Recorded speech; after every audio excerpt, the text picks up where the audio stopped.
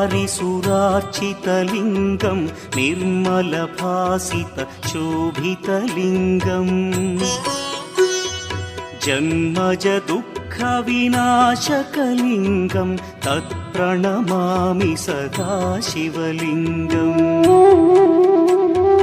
देवमुनिप्रवरार्चितलिङ्गं कामदहन करुणाकरलिङ्गम् रावणदर्पविनाशकलिङ्गं तत्प्रणमामि सदा शिवलिङ्गम्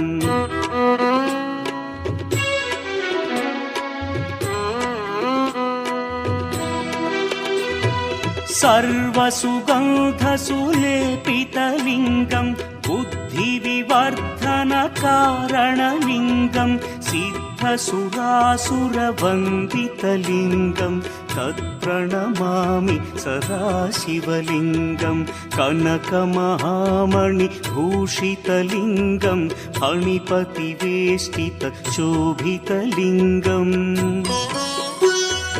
दक्षसुयज्ञविनाशनलिङ्गं तत्प्रणमामि सदा शिवलिङ्गम् कुङ्कुमचन्दनलेपितलिङ्गं पङ्कजहार सुशोभितलिङ्गम् सञ्चितपापविनाशनलिङ्गं तत्प्रणमामि सदा शिवलिङ्गम्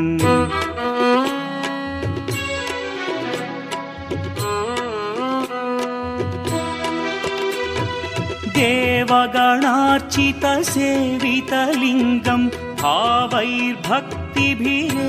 च लिङ्गं दिनकरकोटिप्रभाकरलिङ्गं तत्प्रणमामि सदा शिवलिङ्गम् अष्टदलोपरिवेष्टितलिङ्गं सर्वसमुद्भवकारणलिङ्गम्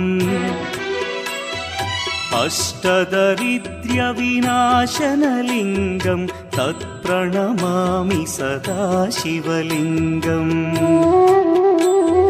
सुरगुरुसुरवरपूजितलिङ्गं सुरवनपुष्पसदार्चितलिङ्गम्